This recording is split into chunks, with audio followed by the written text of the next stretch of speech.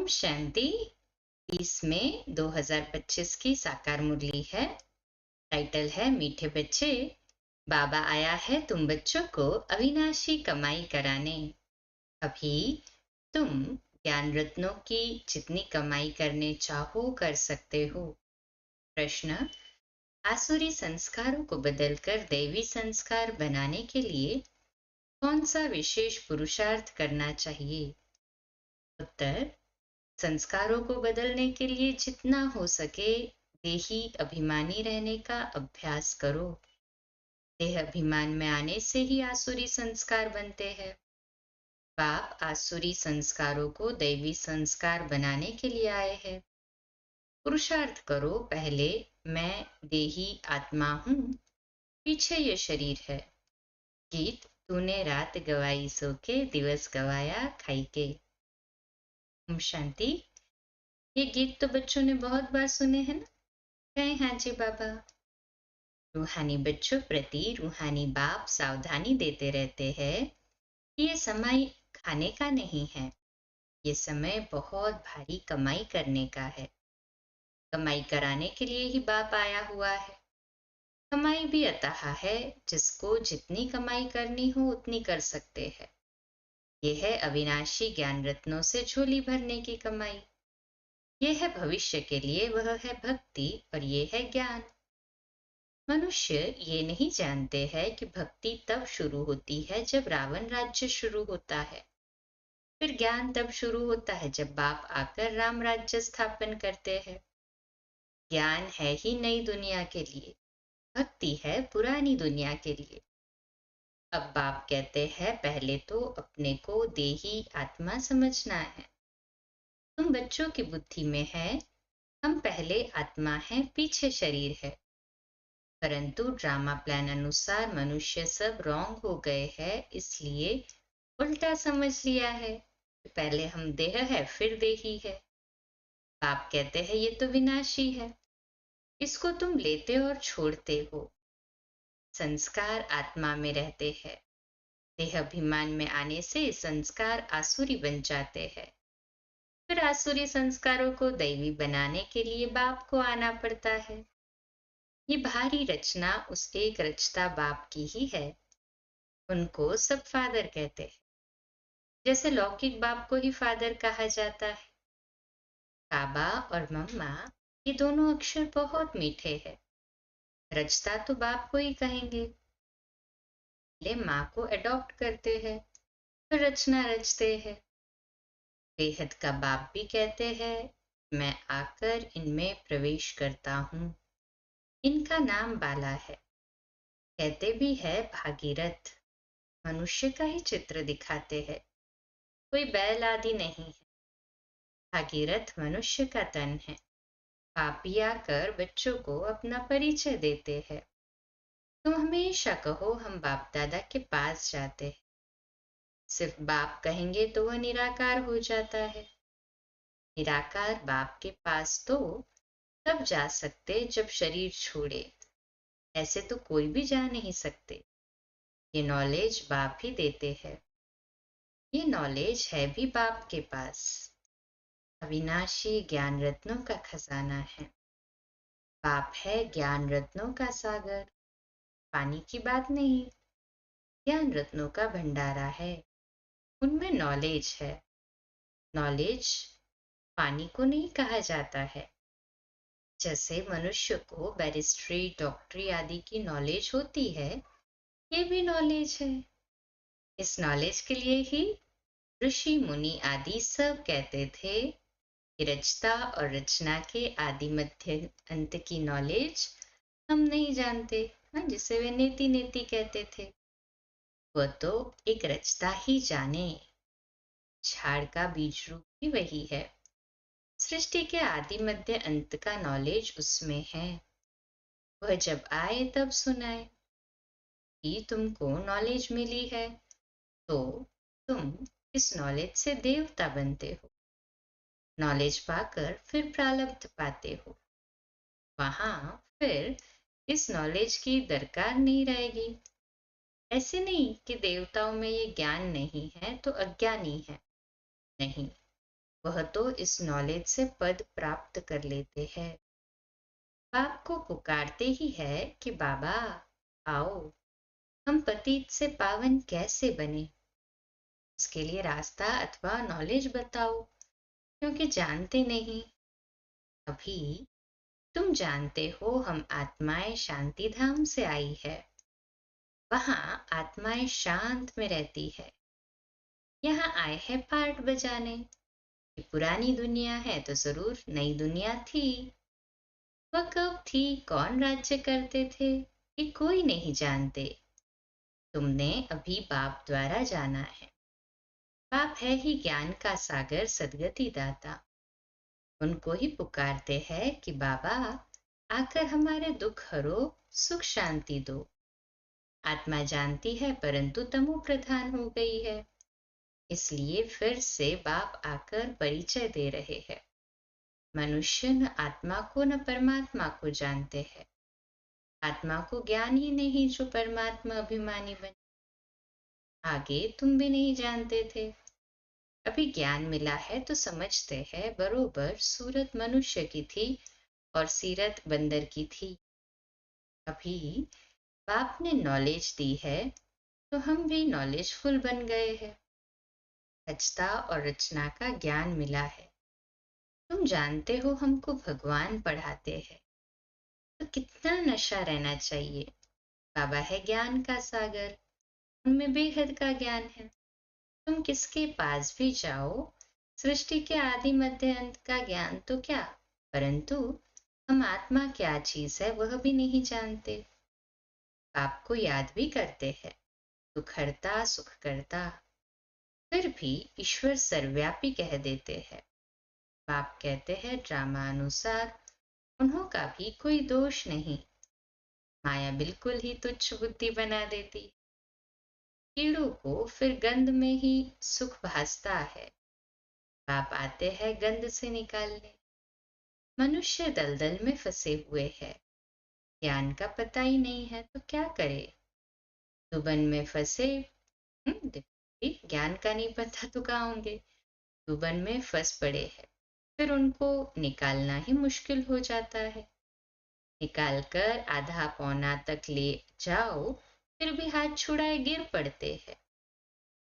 ये बच्चे औरों को ज्ञान देते देते स्वयं ही माया का थप्पड़ खा लेते हैं, क्योंकि बाप ने डायरेक्ट देखो उसका कारण भी बताते कि दूसरों को ज्ञान सुनाते फिर भी माया का थप्पड़ खा लेते हैं।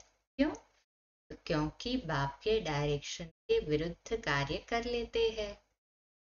दूसरों को निकालने की कोशिश करते और खुद गिर पड़ते हैं, फिर उनको निकालने में कितनी मेहनत हो जाती है, क्योंकि माया से हार जाते हैं।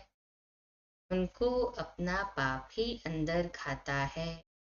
माया की लड़ाई है ना, कि तुम युद्ध के मैदान पर हो, वह है बाहुबल से लड़ने वाली हिंसक सेनाएं। तुम हो अहिंसक, तुम राज्य लेते हो अहिंसा से। हिंसा दो प्रकार की होती है ना, एक है काम कटारी चलाना और दूसरी हिंसा है इसको मारना पीटना। तुम अभी डबल अहिंसक बनते हो। ये ज्ञान बल की लड़ाई कोई नहीं जानते। अहिंसा किसको कहा जाता ये कोई नहीं जानते। ये मार्ग की सामग्री कितनी भारी है। गाते भी है पतित पावन आओ, परंतु मैं कैसे आकर पावन बनाता हूँ ये कोई नहीं जानते। गीता में ही भूल कर दी है, जो मनुष्य को भगवान कह दिया है। शास्त्र मनुष्यों ने ही बनाए हैं, मनुष्य ही पढ़ते। देवताओं को तो शास्त्र पढ़ने की दरकार नहीं, वहां कोई शास्त्र नहीं होते हैं। ज्ञान भक्ति पीछे है वैराग्य। किसका वैराग्य? का पुरानी दुनिया का वैराग्य है, पुराने शरीर का वैराग्य है। बाप कहते हैं इन आंखों से जो कुछ देखते हो वह नहीं रहेगा। इस सारी छीछी दुनिया से वैराग्य है। बाकी नई दुनिया का तुम दिव्य दृष्टि से साक्षात्कार करते। तुम पढ़ते ही हो नई दुनिया के लिए। ये पढ़ाई कोई इस जन्म के लिए नहीं, और जो भी पढ़ाई है वह होती है उसी समय उसी जन्म के लिए। अब तो है संगम, इसलिए तुम जो पढ़ते हो उसकी प्रारब्ध तुमको नई दुनिया में मिलती है। बेहद के बाप से कितनी बड़ी प्रारब्ध तुमको मिलती। बेहद के बाप से बेहद सुख की प्राप्ति होती है। तो बच्चों को पूरा पुरुषार्थ कर श्रीमत पर चलना चाहिए। बाप है श्रेष्ठ श्रेष्ठ, उनसे तुम श्रेष्ठ बनते हो। वह तो सदैव है ही श्रेष्ठ, तुमको श्रेष्ठ बनाते हैं। 84 जन्म लेते लेते फिर तुम भ्रष्ट बन जाते हो। आप कहते हैं मैं तो जन्म मरण में नहीं आता हूँ, मैं अभी भाग्यशाली रथ में ही प्रवेश करता हूँ जिसको तुम बच्चों ने पहचाना है। तुम्हारा अभी छोटा झाड़ है, झाड़ को तूफान भी लगते हैं ना, पत्ते झड़ते रहते हैं, ढेर फूल निकलते हैं, फिर तूफान लगने से गिर पड़ते हैं। कोई कोई अच्छी रीति फल लग जाते हैं, फिर भी माया के तूफान से गिर पड़ते हैं। माया का तूफान बहुत तेज है, उस तरफ है बाहुबल, इस तरफ योग बल अथवा याद का बल। तुम याद अक्षर पक्का कर लो। वो लोग योग योग अक्षर कहते रहते हैं, तुम्हारी है याद। चलते फिरते बाप को याद करते हो, इसको योग नहीं कहेंगे। योग अक्षर सन्यासियों का नामी ग्रामी है, अनेक प्रकार के योग सिखाते हैं। बाप कितना सहज बतलाते हैं। बैठते चलते फिरते बाप को याद करो। तुम आधा कल्प के आशिक हो, मुझे याद करते आए हो, अब मैं आया हूं। आत्मा को कोई भी नहीं जानते, इसलिए बाप आकर रियलाइज कराते। ये भी समझने की बड़ी महीन बातें है।